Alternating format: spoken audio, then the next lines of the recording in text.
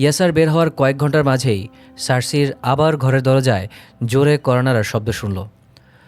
কর্নারার শব্দে ঘরটা কেঁপে উঠছিল। সে দ্রুত চলে গেল দরজা খুলতে। দরজা খুলে সে দেখল ওপাশে দাঁড়িয়ে আছে এক দীর্ঘদেহী লোক। লোকটার নাক বেশ বড়, তাকিয়ে আছে ছোট ছোট দুই চোখে। মাথায় একটা পুরনো পাগড়ি। নিজেকে তিনি মুসাফিরের মতো একটা চাদর দিয়ে আবৃত করে রেখেছেন। লোকটা উচ্চকণ্ঠে জিজ্ঞেস করল, মুরিদ কোথায়?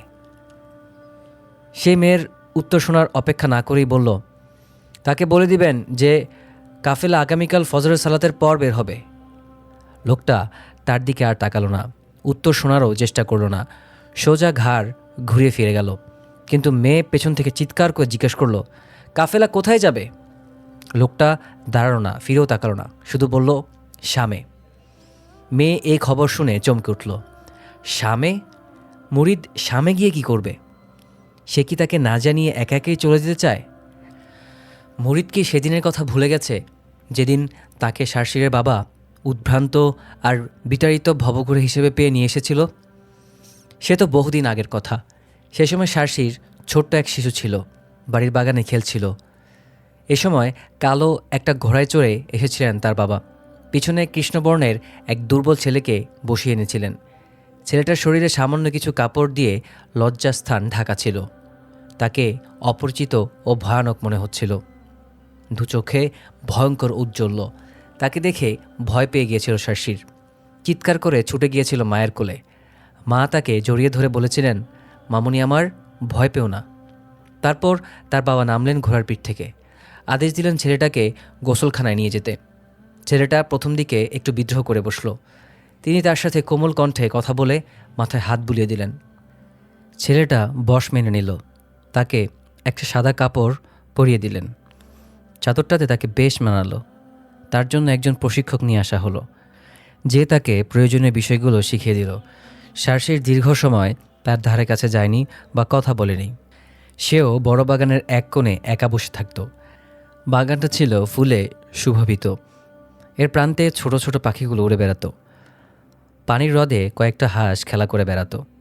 কয়েকদিন না যেতেই ছেলেটার মাঝে এক ব্যাপক পরিবর্তন দেখল সে। সে এখন আর বস্ত্রহীন ভয়ঙ্কর চিকন ছেলে নেই। সে যখন খেত তখন সার্সির লুকিয়ে তাকে দেখত।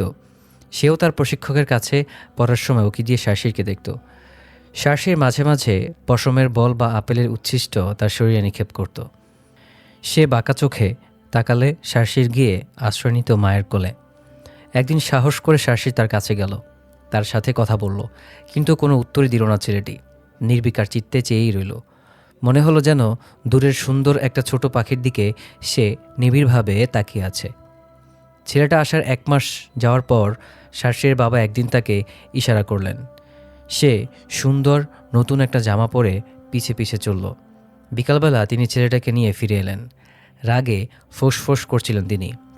অসতর্কভাবে কথা বলে যেতে লাগলেন, আমি জানি না সুলতান কিভাবে এই লোকটার উপর বিশ্বাস রাখে। সার্সির মাকে উদ্দেশ্য করে বলে চললেন, মন্ত্রী মান্দালি সুলতানকে বলেছে এই দাসগুলো আপনার পাশে থাকা নিরাপদ না। আপনার পাশে দিয়ে এগুলো মানায় না। আমি সুলতানকে বললাম, আমি তার জিম্মাদার, আমি তাকে অন্য একজন ব্যক্তিতে পরিণত করব। আপনি যা চান তাই তাকে শিক্ষা দেব। কিন্তু মূর্তিপূজক এই মন্ত্রী সুলতানকে রাজি করিয়ে ফেললেন। সুলতান আমাকে বললেন, তুমি তোমার পরিবারে তাকে অন্তর্ভুক্ত করে নাও। সার্সির বাবা রেগে মেগে হাতে হাত চেপে বললেন, আমার এত পরিশ্রম বিফল হবে? সার্সির মা ছিলেন তুর্কি, দেখতে বেশ ফর্সা এবং অনেক সুন্দরীও। তিনি স্বামীকে মানানোর চেষ্টা করে বললেন, সে থাকার ফায়দা কি? বাবা বুকের মাঝে তপ্ত ব্যথা জমা রেখে বললেন, এই মন্ত্রীর ব্যাপারে আমার মনটা প্রশান্তি পায় না। সে একটা ধোঁকাবাজ। আমার ভয় হচ্ছে সে এমন একটা চাল চালবে যে আমাদের সুলতান রাজত্ব সব কেড়ে নেবে। কিছুক্ষণ চুপ করে রইলেন সার্সিরের বাবা। রাগ কমে গেলে দুঃখভরা কণ্ঠে বললেন, আমি তাকে সুলতানের খেদমতে পেশ করতে চেয়েছিলাম যেন সে কাজে লাগে। সার্সির তখনও বাবার কথাগুলো বুঝতে পারেনি, কিন্তু সে অনুভব করতে পেরেছিল যে ঘনিয়ে আসছে বিপদ। আর তার বাবা এই বিপদ থেকে সাবধান করে যাচ্ছেন ভারতবর্ষের সুলতানকে। কিন্তু সুলতান তার দিকে ফিরে চাইছেন না, একটুও গুরুত্ব দিচ্ছেন না তাকে। তার বাবা কিভাবে সুলতানকে বোঝাতে সক্ষম হবে? তিনি তো পারেন শুধু গান। তিনি সুলতানের গায়ক। বিভিন্ন উৎসবে সুলতানকে আনন্দ দেওয়ার জন্য গান গেয়ে শোনান। প্রাসাদে যারাই যায় তাদের কাছেই তিনি খুবই প্রিয়, শুধু মন্ত্রীটা ছাড়া। মন্ত্রী তার উপস্থিতি সহ্যই করতে পারত না। যদি তিনি এত ভালো গান না পারতেন তাহলে তাকে সহজেই প্রাসাদ থেকে দূর করে দিত। শার্সির বাবা যা ভাবলেন ঠিক তাই হলো। একবার প্রতি বছরের মতোই অভ্যাসবশত সুলতান শিকারে বের হলেন। এই সুযোগে রাজ্যের আসনে বসে পড়ল মন্ত্রী মান্দালি। হিন্দুয়ানি মূর্তিপূজক রাজাদের সাহায্য চাইলে তাকেও তারা সাহায্য করল। সে সুলতান মাহমুদ খিলজির কাছের লোকদের হত্যা, অত্যাচার ও কারাবন্দি করল। শার্সির বাবাকে হত্যা করা হলো। মা মারা গেল দুশ্চিন্তায়। ছেলেটা বাস্তবায়ন করতে পারল মনিবের ওসিয়ত। শার্সিরের বাবা সবসময় বলতেন, যদি অনাকাঙ্ক্ষিত কিছু ঘটে তাহলে এই দেশে থাকবে না। শার্সির আর তার মাকে নিয়ে দেশ ত্যাগ করবে। ছেলেটা গোপনে শহর ত্যাগ করল শার্সিরকে নিয়ে। শার্সিরকে সে পরিয়ে নিল ছেলেদের পোশাক। মান্দালি তাদের পালানোর খবর জানতে পেরে তাদেরকে পাকড়াও করতে পাঠালেন 5 জন লোককে। 2 দিন যাবার পর মন্ত্রীর লোকেরা তাদেরকে খুঁজে পেল। লোকগুলোকে দেখে পথ থামিয়ে দিল ইরবিদ, যেন তাদের অপেক্ষায় করছিল সে। শার্সিরের কাছে যেন মনে হলো মৃত্যু ঘনিয়ে আসছে। সে চিৎকার করে বলল, তুমি থামলে কেন? আমরা কি নিজেদেরকে এভাবে সোপর্দ করে দিব? সে উত্তর দিল না। সৈন্যদল পৌঁছালো, নামল ঘোড়ার পিঠ থেকে। তারপর তাদেরকে ধরার জন্য কাছে আসলো। শার্সির তার কাছেই দাঁড়িয়েছিল, একটা বড় গাছের নিচে। গাছটাতে বসা ছিল কিছু চড়ুই পাখি। শার্সির গাছটা আঁকড়ে ধরে চিৎকার করে উঠল, আমরা এভাবেই হাল ছেড়ে দেব? এ তো নিজেকে জবাই করার মতোই হলো। কিন্তু এমন ঘটনা ঘটল যা সে ভাবতেও পারেনি। ইরবিদ ব্যাঘ্র সিংহের মতো ঝাঁপিয়ে পড়ল সৈন্যদলের উপর। একজনের তরবারি কেড়ে নিয়ে তাদের সাথে যুদ্ধে লিপ্ত হলো। তার বীরত্ব বিস্মিত করল শার্সিরকে। এদিকে গাছের পাখিগুলো উড়ে চলে গেল। 1 ঘন্টার মধ্যে ইরবিদ 3 জনকে শেষ করে দিল। বাকি 2 জন ছুটে পালালো। ইরবিদ দাঁড়িয়ে রইল। ওঠানামা করছে তার বুক। হাতের তরবারিতে রক্ত গড়িয়ে পড়ছে। তার মনে হলো হালকা হয়ে গেছে বুকের ভিতর বিরাট একটা বোঝা, কারণ সে নিজ মনিব হত্যার প্রতিশোধ নিতে পেরেছে। শার্সির অবাক হয়ে বলল, তুমি তো বেশ সাহসী। ইরবিদ কোনো উত্তর দিল না। সে 2টা ঘোড়া নিল। একটাতে নিজে উঠল, আরেকটাতে উঠতে বলল শার্সিরকে। এরপর দুজনে পথ চলা শুরু করলো। তারা এসে পৌঁছালো পারস্যে। সেখানে কয়েক বছর অবস্থান করল। এই সুযোগে মেয়েটাও ফার্সি ভাষা শিখে ফেলল। তারা ভারতবর্ষের সব খবরাখবর নেওয়া বন্ধ রাখল। তবে ইরবিদের কাছে খবর আসলো যে সুলতান মাহমুদ খিলজি সুলতান আব্দুল হালিমের কাছে সাহায্য চেয়েছেন। তিনিও তাকে সাহায্যের প্রতিশ্রুতি দিয়েছেন। আর মন্ত্রী মান্দ্রালি শার্সির ও ইরবিদকে খুঁজতে লোক পাঠিয়েছে।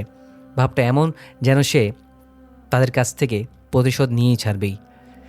শার্সির তাকে পরামর্শ দিল বাগদাদে যাওয়ার। এই সফরে তাদের শেষ হয়ে গেল সব মালসামানা। অবশেষে তারা পৌঁছল বাগদাদে। শার্সির ক্লান্ত গলায় বলল, ইরবিদ, আমাদের কি হবে? কিছু ভাবলে? সে মাথা ঝাঁকিয়ে বলল, আমি এক ব্যবসায়ীকে চিনি। আপনার বাবার বন্ধু ছিলেন। মিন্দাও গেলে আমাদের কাছে আসতেন। কে সে? তার নাম কি? ভুলে গেছি। মেয়েটাকে সাথে নিয়ে সে ব্যবসায়ীদের বাজারে লোকটার খোঁজ করতে লাগলো। সেখানেই তাদের 2 জনকে হাকিম ইবনু মাহমুদ দেখল। সে বুঝতে পারল যে তারা 2 জনই অপরিচিত মানুষ। তারা কোথাও গিয়ে আশ্রয় নিতে চাচ্ছে। হাকিম তাদেরকে অভ্যর্থনা জানিয়ে এই বাসায় নিয়ে আসলো। তাদের জন্য হাজির হলো সব ধরনের আসবাবপত্র নিয়ে। মেয়েটা ইতিমধ্যে কোরআন শিক্ষা করার সময় আরবিও শিখে নিয়েছিল, কারণ আরবি ছিল তৎকালীন ভারতবর্ষে উচ্চ শ্রেণীর মানুষের ভাষা। ভারতবর্ষে আরব দেশের ব্যবসায়ীদের আগমনের কারণে ইরবিদের সাথে তাদের সাক্ষাৎ হতো। এই সূত্রে সেও আরবি ভাষা শিখেছিল। শার্সির আর বেশিক্ষণ ভাবতে পারল না। আবার অতীত থেকে ফিরে এলো বাস্তবে। নিজের চোখকে সে বিশ্বাস করতে পারল না। পাগলের মতো চিৎকার করে উঠল, কোথায় যাচ্ছ মুরিদ? তার দিকে না তাকিয়ে মুরিদ বলল, আমি বাগদাদ ত্যাগ করব। আমাকে রেখে যাবে মুরিদ? হ্যাঁ, শান্ত জবাব। কেন কেন এমনটা করবে মুরিদ? আমি কি তোমাকে কষ্ট দিয়েছি? মুরিদের বুক তখনও ওঠানামা করছে। তার শরীরের গঠন ও রঙে সুন্দরী লাগছে। সে শান্ত স্বরে বলল, আমি আমার বিগত জীবন আপনার বন্দেগী করে কাটিয়েছি। এবার বাকি জীবন আল্লাহর বন্দেগী করে কাটাতে চাই। তার হাত ধরে শার্সির বলল, এখানে কি কেউ তোমাকে নিষেধ করছে? হাতটা আলতোভাবে সরিয়ে মুরিদ জবাব দিল, আমি এমন এক জায়গাতে যেতে চাই যেখানে আমাকে কেউ চিনে না। আমি অতীতকে ভুলে যেতে চাই, দূর করে ফেলতে চাই অতীতের সকল দুঃখ ব্যথা। এই ধ্যান ধারণা কবে থেকে তোমার মাথায় এলো? যেদিন আমি দুনিয়া বিমুখ বান্দা ইয়াসারের সাথে সাক্ষাৎ করলাম সেদিন থেকেই। এবার ইয়াসারের দ্বারা তার প্রভাবিত হওয়ার ঘটনা বলে যেতে লাগলো। আপনি জানেন না তিনি কেমন লোক। আমি তাকে দূর থেকে দেখি, মনে হয় তিনি আখিরাতে চলে গেছেন, সেখানে সব কিছু শেষ করে আবার ফিরে এসেছেন দুনিয়ায়। তিনি সারাক্ষণই খারাপ কিছুকে ভয় করেন এবং ভালোটা কামনা করেন। তার দু চোখে ভেসে ওঠে জাহান্নামের আগুনে দগ্ধতের ছবি, আবার ফুটে ওঠে জান্নাতের আনন্দে মাতোয়ারা ব্যক্তিদের দৃশ্য। তিনি এমন একজন মানুষ যাকে অনেক মানুষই চেনে না। মেয়েটা তার কথা শুনেই যাচ্ছিল। তার মনে চাচ্ছিল যদি সে আরও বর্ণনা দিয়ে যায়, কারণ সে তো জানে ইয়াসার কীরকম লোক। হাকিমের বাড়িতে প্রথম নজর দেখার সাথে সাথেই সে বুঝে গেছে এ এক ভিন্ন মানুষ। এই কারণেই নিজের ব্যাপারে তাকে ভয় করেছে এবং তার ব্যাপারেও নিজেকে ভয় করেছে। মুরিদ বলেই চলল, আমি তার সাথে প্রথম যেবার সাক্ষাৎ করি তখনকার কথা আমার এখনও মনে পড়ে। তিনি আমাকে বললেন, তুমি হচ্ছে মুরিদ। মুরিদ মানে যার ইচ্ছা শক্তি প্রবল। তুমি আল্লাহকে ভয় করে পাপাচার থেকে বেঁচে থাকো। আমি নিজের ব্যাপারে ভাবলাম আপনার ব্যাপারে, ইয়াসার ব্যাপারেও ভাবলাম। এই যুবকটার সম্পদ, শক্তি ও সৌন্দর্য সবই আছে, কোন মেয়ে তাকে চায় না? কিন্তু তিনি যে পবিত্র যুবক, তার সফেদ অন্তরে সামান্যও মলিন হতে দেন না। বিস্মিত হবেন না তার সামান্য অবতরণে, কারণ তিনি নিচে নামেন উপরে ওঠার জন্যই, কাছে আসেন আরও দূরে সরে যাওয়ার জন্য, তিনি আরোহণ করেন উড়ে যাওয়ার জন্যই। তিনি প্রতিটা কাজের জন্য নিজের হিসাব নেন। এভাবে অন্তরকে সোজা পথে পরিচালিত করেই তবে তিনি ক্ষান্ত হন। মুরিদ থামল, তবে তার বুকটা ওঠানামা করছে। মনে হলো যেন তার বুকে দাউ দাউ করে জ্বলছে আগ্নেয়গিরির আগুন, আর সেই আগ্নেয়গিরি অগ্নুৎপাত করতে যাচ্ছে। শাসির বলল, কিন্তু ইরবিদ? মুরিদ তাকে থামিয়ে বলল, ইয়া স্যার, আমার নাম দিয়েছেন মুরিদ। আমি এর পরিবর্তে আবার পুরান নাম চাই না, অন্য নামও চাই না। আপনিও এই নাম মেনে নিয়েছেন। মেয়ে বলল, কিন্তু মুরিদ বলল, আমি চাই আপনি প্রথমে আমার কথা শুনেন। এই হাকিমের কথা শুনে আপনার কী উপকার হচ্ছে? তার এই সব ছলনা আপনার জন্য নিয়ে আসবে কঠিন বিপদ। তাকে চলে যেতে দেখে মেয়ে চেঁচিয়ে উঠল, মুরিদ, আমার কথা শুনো। মুরিদ বলল, লাভ নাই, আমি ভাড়া দিয়ে দিয়েছি, আগামীকালে চলে যাব। এবার বেশ রেগে মেগে মেয়ে চিৎকার করে বলে উঠল, মুরিদ, আমার কথা শোনো। কিছুক্ষণের জন্য চুপ করে শান্ত হলো, তারপর গলাকে অনেক নরম করার চেষ্টা করে বলল, তুমি কি কয়েকদিন অপেক্ষা করতে পারবে? আমিও তোমার সাথে যেতে পারি।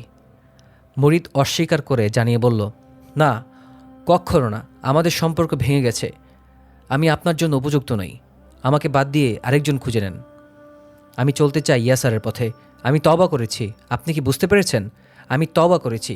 তওবার মানে জানেন আপনি? ফিসফিস করে সে বলল, আমিও তওবা করব, কসম কাটছি। মুরিদ বোঝা বহন করে বলল, না, এই আমাদের শেষ দেখা, বিদায়। মুরিদ চলে যাওয়ার আগে মেয়ে চিৎকার করে বলল, অপেক্ষা করো। মেয়ে এবার ভেতরে গিয়ে আবার ফিরে এলো। তাকে বলল, এই নাও, এটা দিয়ে প্রয়োজন পুরো করো। মুরিদ তার দিকে নিশ্চল দৃষ্টিতে তাকিয়ে রইল। মেয়ে তাকে এক থলে অর্থ দিতে চাচ্ছে। সে ভাবছে এই বিশ্বস্ত দাসকে দেওয়া এটাই শ্রেষ্ঠ উপহার হতে পারে। কিন্তু মুরিদ বলল, না মালকিন, আমি হারাম সম্পদ দিয়ে আল্লাহর কাছে পৌঁছতে চাই না। হারাম সম্পদ আল্লাহর কাছে পৌঁছতে দেয় না। আমি নিজের হাতের শ্রম দিয়ে কিছু কামাই করেছি। অনেক রাত আমি ঘুমাই না। আমি একবার আমার রবের সামনে দাঁড়াতে চাই পরিষ্কার কাপড়, পবিত্র দেহ ও বিশুদ্ধ অন্তর নিয়ে। পাপের কলুষতা যেন আমাকে কলুষিত না করে। বুঝেছেন মালকিন, আমি আমার রবের দিকে হিজরত করছি। মুরিদ তার কাঁধে একটা ব্যাগে করে আসবাবপত্র নিয়ে রওনা হলো। এদিকে তাকে দরজা পর্যন্ত এগিয়ে দিল শার্শির। তারপর তার দৃষ্টি মেলে তাকে বিদায় জানালো। দেখতে দেখতে রাতকে ঢেকে ফেলা অন্ধকার তাকে গ্রাস করে ফেলল। হঠাৎ সে আবিষ্কার করল যে তার দুই গাল বেয়ে গড়িয়ে পড়ছে অশ্রু। মুরিদ চলে গেছে। ইয়াসার যখন তাকে বলেছিল আল্লাহর জমিন প্রশস্ত, তখন সে ইশারা দিয়েছিল, তা সে জীবন মনে ধারণ করেছে। শার্শির মনে হলো তার খুব প্রিয় একটা জিনিস ছিনিয়ে নেওয়া হয়েছে। যে লোকটার সাথে সে সব আনন্দ বেদনা বিষয়গুলো ভাগাভাগি করে নিত, যার সাথে সুখ দুঃখ কথাগুলো বলতো, সেই আজ তাকে এই অতি প্রয়োজনীয় মুহূর্তে ছেড়ে চলে গেল। সে তওবা করেছে। তার দীর্ঘ গমনপথের দিকে তাকিয়ে দীর্ঘশ্বাস ফেলল শার্শির। দেখতে পেল একজন বৃদ্ধ লাঠিতে ভর করে হেঁটে চলছে। গান গাচ্ছে একটা শিশু। তার গান গাওয়ার শব্দ বাড়ির দেয়ালে প্রতিধ্বনিত হচ্ছে। আস্তে আস্তে দরজাটা বন্ধ করে দিল সে। ভেতরে ঢুকে নিজের পরিণতি ভাবতে লাগল। ইয়াসার, না, তাকে বিয়ে করা যাবে না। মুরিদ যেমনটা বলেছে, তার ভালোবাসার আলো নিভে গেছে। সে নিজের অন্তরকে সোজা পথে পরিচালনা করে তবেই ছাড়বে। ইয়াসার তার জন্য না, সে ইয়াসারের জন্য না। ইয়াসার তার জগতের কেউ না। শার্শির তো ইয়াসারের জগতে উত্থিত হতে পারবে না। তবে কি ইয়াসারকে নিজের জগতে নামিয়ে আনা যাবে? তার মনে হলো হাবিব তাকে ফিসফিস করে বলছে, আল্লাহর ওয়াস্তে বলছি, তুমি এমনটা করো না। হাবিব বলেই চলেছে, ইয়াসারের কাছে পৌঁছতে 7টা দরজা অতিক্রম করতে হয়। এই 7টা দরজার 7টা লোহার তালা আছে। তুমি কেন মরীচিকার পিছনে ছুটছ? না, ভালোই ভালোই সরে পড়াই ভালো হবে। না জানি পরে কোন বাজে অবস্থায় পড়তে হয়। হ্যাঁ, শার্শির তার পথ থেকে সরে যাবে, তার থেকে পালিয়ে যাবে। ইয়াসার আসলেও তার জন্য দরজা খুলে দিবে না, কিছুতেই না। কিন্তু সে কি তা করতে পারবে? পরাজিত হৃদয়। ইয়াসার জানে না সে কিভাবে মাগরিব ও এশা সালাত আদায় করেছে। সে জানে না তার পা দুটো কিভাবে তাকে ওই মেয়ে বাড়িতে নিয়ে গিয়েছিল। সে বুঝতে পারছে না কিভাবে নিজেকে সুযোগ দিয়েছিল এই কথাগুলো বলার। সে এশা সালাতের পর বাড়ির পথে যাচ্ছিল। সামান্য আলো দিচ্ছে বিষণ্ণ চাঁদটা। ঠান্ডা বাতাস বইছে। আকাশে ছড়িয়ে আছে মেঘমেলা। কিভাবে ওই মেয়ের বাড়িতে সে গেল? সে তো যেতে চেয়েছিল কবরস্থানে। সেখানে যা কিছু লেখা আছে সেগুলো পড়ে দিনের উপর নিজের দৃঢ়তা ও ধৈর্য ফিরিয়ে আনতে চেয়েছিল। কারণ কবরস্থানের উপদেশ হৃদয়কে নাড়া দেয়। কিন্তু নিজেকে সে কোথায় পেল? তার সামনে যেন ওই মেয়ে তাকে স্বাগত জানাচ্ছে। তার গলার নরম স্বর শোনা যাচ্ছে। দু চোখ দিয়ে তার দিকে তাকে ফিসফিস করে অন্তর থেকে কথা বলছে। তার দিকে যেন শরবতের গ্লাসটা এগিয়ে দিচ্ছে, নিজ হাতে নিজেই দিচ্ছে। সহসা সচকিত হলো ইয়াসার। নিজেকে শার্শির বাড়ির সামনে আবিষ্কার করল। মানে কি? তবে কি মজনুর ব্যাপারে যা বলা হয় তা সত্যি? ইয়াসার দরজার উপর হাত রাখল। এখানে নিশ্চয়ই শার্শিরও হাত রাখে। চারদিকে তাকালো। এই সুউচ্চ খেজুর গাছটা সবুজ পাতায় আচ্ছাদিত। তার দিকে যেন চেয়ে আছে নীরব নিশ্চুপ হয়ে। হালকা বাতাসে গাছের পাতা আন্দোলিত হয়ে সামান্য আওয়াজ করছে ক্ষণে ক্ষণে। ঘরের দরজায় কাঁধ রেখে দীর্ঘশ্বাস ফেলল ইয়াসার। বাতাস আরও জোরে বইতে লাগলো। ফানুসগুলোও নিভে গেল। চারটা বেশ ফ্যাকাশে মনে হচ্ছে। সৌন্দর্যের কোনো ছোঁয়া এর মাঝে নেই। নীরব নিস্তব্ধ একটা রাত। ইয়াসার পিছু হতে লাগলো। তার অন্তর মেয়ের ঘরের দিকে ঝুঁকছে শুধু। ঘরে ফিরে যখন নিজের রুমে প্রবেশ করলো, তখন প্রচণ্ড মানসিক কষ্ট অনুভব করলো ইয়াসার। তার মনে হলো যেন ঘরের দেয়ালটা তার পরাজিত হৃদয়টাকে আরও প্রাচীর দিয়ে ঘিরে ফেলছে। দ্রুত জানালা খুলল সে। বাইরের বাতাস আক্রমণ করলো তাকে। ইয়াসার বুক ভরে শ্বাস নিতে চাইল। শায়েখ একদিন তাকে এই কথা লিখে দিয়েছিলেন এবং বারবার পড়তে বলেছিলেন। তা মনের অজান্তেই তার মুখ দিয়ে বেরিয়ে এলো। হে আমার রব, আমি দুঃখ কষ্টে পতিত হয়েছি।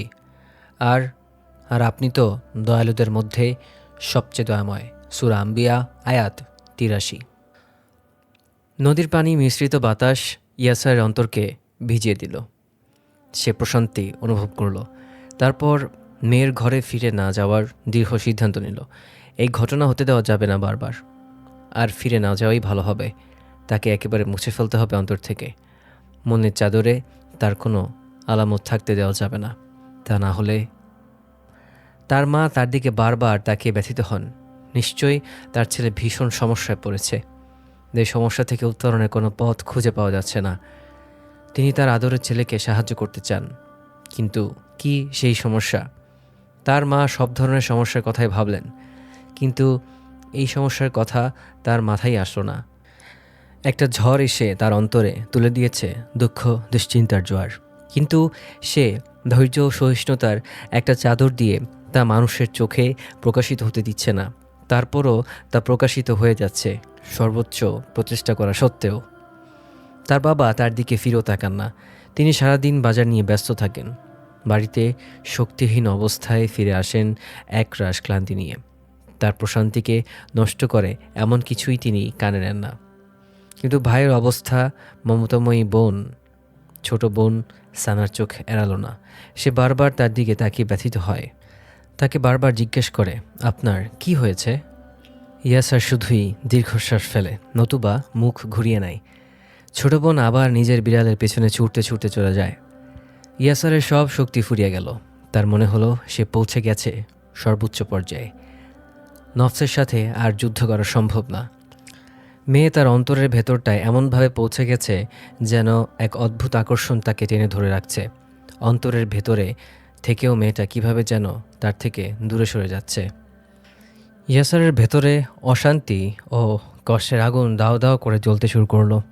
তার মধ্যে দেখা দিল বিরাট পরিবর্তন। চলে গেল স্থিরতা। এক অদ্ভুত একাকিত্ব অনুভব করতে লাগলেন সারাক্ষণ। প্রবল নিরাশা তাকে ঘিরে ফেলল চারদিক থেকে। কী দিয়ে এ রোগের চিকিৎসা করবে তা সে ভেবে পেল না। আগের সেই প্রশান্ত ইয়াসার এখন আর নেই।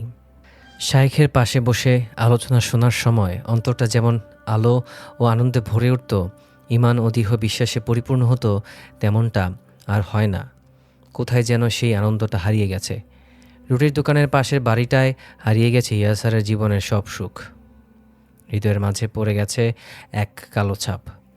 অসুস্থ ব্যক্তির মতন সে সারাক্ষণ ছটফট করতে থাকে। আবু মাহমুদ তার এই অবস্থা দেখে একটুও দয়া করেনি। উল্টো তাকে সে মদ পান করার মাধ্যমে চিকিৎসার পরামর্শ দিতে থাকে। তবে ইয়াসা দৃঢ়তার সাথে জবাব দেয়, আল্লাহর কাছে পানা চাই, সেদিন যেন না আসে যেদিন এ অপকর্ম আমার করা লাগে। তার সালাত এখন মৃত প্রাণহীন হয়ে গেছে। অন্তরে এর কোনো স্থান নেই। তাকে দেখে একটি মৃতপ্রায় গাছের শুষ্ক কিছু পাতার কথা মনে হয়, যেন যে কোনো সময় পাতাগুলো ঝিকগিরি ঝরে পড়বে। ইয়াসারের অন্তরের গহীন ভেতরে আগুন যেন দাউ দাউ করে জ্বলছে। অস্বস্তি ও বিরক্তিতে জ্বলে যাচ্ছে তার ভেতরটা।